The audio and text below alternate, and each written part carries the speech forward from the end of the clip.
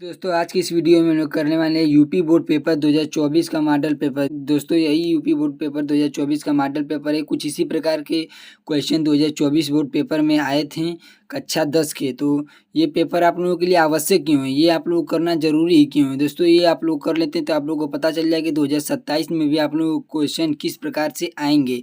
जैसे 2024 में आए थे कुछ उसी प्रकार के क्वेश्चन 2027 में भी आएंगे। और इसमें कुछ इंपॉर्टेंट क्वेश्चन भी, अगर ये सभी क्वेश्चन आप लोग कर लेते हैं तो पक्का आप लोगों का 10-15 नंबर 2027 बोर्ड पेपर में भी फिक्स हो जाएगा। तो चलिए वीडियो को स्टार्ट करते हैं। इसमें हम लोग देखेंगे कि किस प्रकार से प्रश्न पूछे जा रहे हैं। जिस प्रकार से प्रश्न पूछे जा रहे हैं उसके बारे में हम देखेंगे इस वीडियो में। चलिए वीडियो को स्टार्ट करते हैं। तो सबसे पहले इसमें बहुविकल्पी प्रश्न पूछे जाएंगे। खंड अ में आप लोगों से बहुविकल्पी प्रश्न पूछे जाएंगे और किस प्रकार के क्वेश्चन पूछे जाएंगे ये यहाँ पर देखते हैं। देखिए पहला प्रश्न क्या कहता है कि उत्तल दर्पण से प्रतिबिंब सदैव बनता है। उत्तल दर्पण से कैसा प्रतिबिंब बनता है ये आप लोगों के बारे में बताना होगा। ये दोस्तों एक एक नंबर के क्वेश्चन आप लोगों के पेपर में आएंगे। उसके बाद प्रश्न संख्या 2 क्या कहता है कि जब प्रकाश किरणें एक माध्यम से दूसरे माध्यम में जाने पर अविलंब से दूर हटती हैं तो वह, यहाँ पे कुछ ऑप्शन भी देंगे आप लोगों को, जो भी सही होगा उसको आप लोगों को OMR में टिक करना होगा। उसके बाद तीसरा प्रश्न क्या है, एक उत्तल लेंस की फोकस दूरी 15 सेंटीमीटर है तो इसको 30 सेंटीमीटर की दूरी पर स्थित वस्तु का प्रतिबिंब बनेगा। दोस्तों कुछ इस प्रकार का क्वेश्चन आप लोगों का आता है।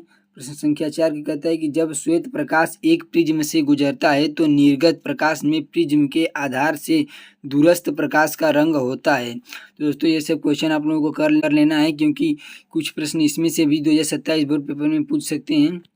प्रश्न संख्या 5 क्या है कि एम्पियर सेकेंड किसका मात्रक है। आप लोगों को बताना होगा कि एम्पियर सेकेंड किसका मात्रक है।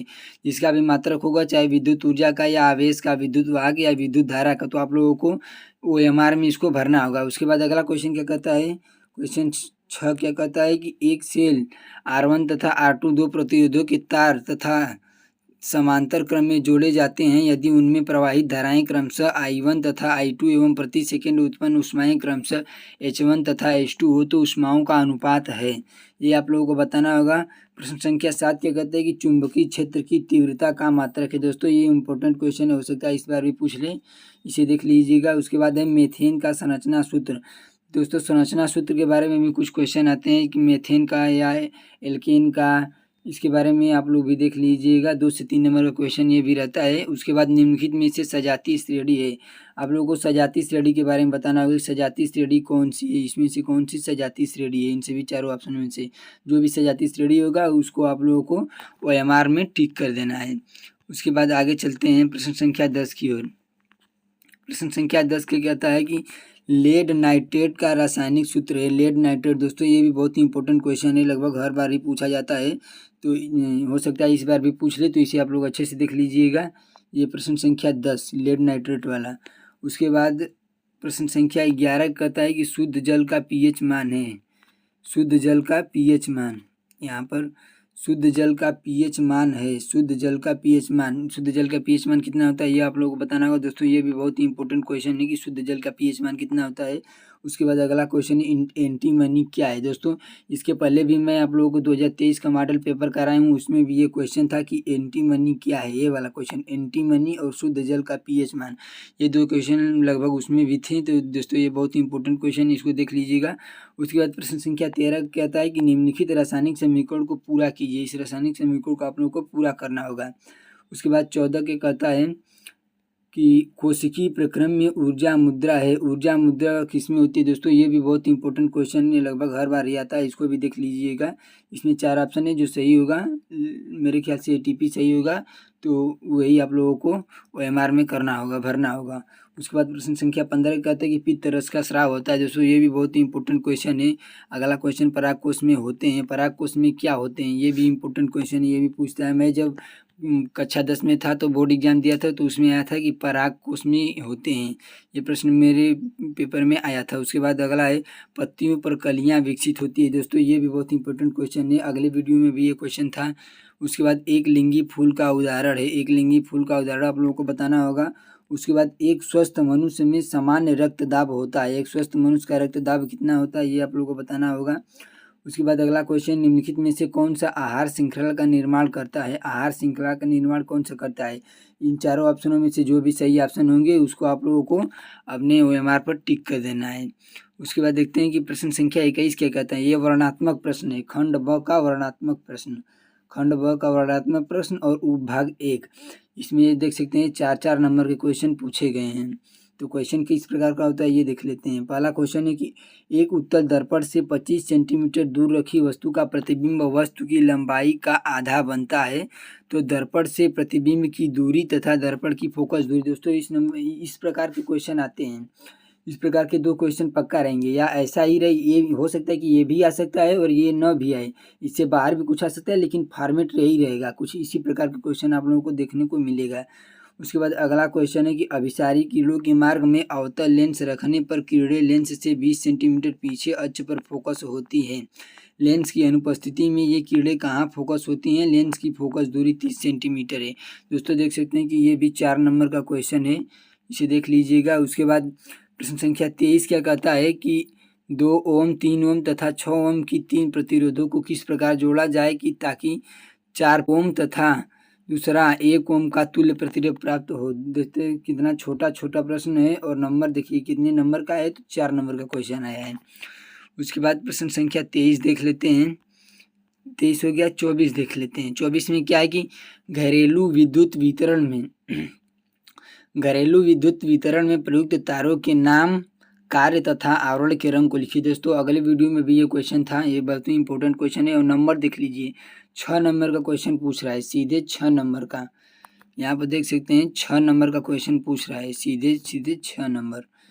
उसके बाद अगला क्वेश्चन है, या तो अथवा में रहेगा आप लोगों को। अथवा में धाराशाही चालक के कारण उत्पन्न चुंबकीय क्षेत्र किन किन कारकों पर निर्भर करता है? चुंबकीय क्षेत्र की दिशा ज्ञात करने के लिए प्रयुक्त नियम का नाम लिखकर उसे स्पष्ट कीजिए, या तो ये रहेगा। उसके बाद भाग 2 क्या कहता है ये देख लीजिए कि निम्नलिखित यौगिकों के संरचनात्मक सूत्र लिखिए। दोस्तों ये भी इस प्रकार के क्वेश्चन पक्का आते हैं, देख लीजिए 4 नंबर का है भी, 4 नंबर का है कि निम्नलिखित यौगिका का संरचनात्मक सूत्र लिखिए, या एथेनोइक अम्ल का, मतलब इन जो भी चारों दिया है 1-1 नंबर का सभी रहेंगे, इन चारों का आप लोगों को संरचनात्मक सूत्र लिखना होगा। उसके बाद अगला क्वेश्चन क्या कहता है कि विद्युत रासायनिक श्रेणी को स्पष्ट कीजिए और इसके 2 अनुप्रयोग लिखिए। विद्युत रासायनिक श्रेणी को आप लोगों को स्पष्ट करना है क्या है और इसके 2 उपयोग लिखना होगा। ये भी कितने नंबर का क्वेश्चन है देख लीजिए, ये क्वेश्चन है 4 नंबर का, ये भी क्वेश्चन है। उसके बाद मिश्र धातु किसे कहते हैं? मिश्र धातु आप लोगों को पता ही होगा, जो धातु और जिसमें धातु और अधातु दोनों के गुण होते हैं उसे मिश्र धातु कहते हैं। तो मिश्र धातु किसे कहते हैं और इस कॉपर की 2 प्रमुख मिश्र धातुओं के नाम व उपयोग लिखिए। ये भी 4 नंबर का क्वेश्चन। उसके बाद प्रश्न संख्या 27 कहता है कि निम्नलिखित यौगिकों का IUPAC नाम लिखिए। आप लोगों को IUPAC नाम लिखने होगा, ये जितने भी यौगिक दे रखे हैं यहाँ पर इनका IUPAC नाम लिखना होगा। ये भी 4 नंबर का क्वेश्चन है, देख लीजिएगा इसको। उसके बाद दूसरा है कि कार्बन की संयोगिकता पर एक संक्षिप्त टिप्पणी लिखिए। कार्बन की संयोगिकता पर संक्षिप्त टिप्पणी लिखनी होगी, चाहे बेकिंग पाउडर, खाने का सोडा या रासायनिक नाम, अणु सूत्र। बेकिंग पाउडर को गर्म करने पर क्या, मतलब बेकिंग पाउडर का निर्माण विधि, इसके उपयोग क्या हैं, अणु सूत्र क्या है, ये सभी आप लोगों को बताना होगा। उसके बाद या तो अथवा में है कि निम्न पर संक्षिप्त टिप्पणी लिखिए, या तो आप लोगों को लिखना होगा कि द्विविस्थापन अभिक्रिया क्या है, उदासीनीकरण अभिक्रिया क्या है, या योगात्मक अभिक्रिया क्या है।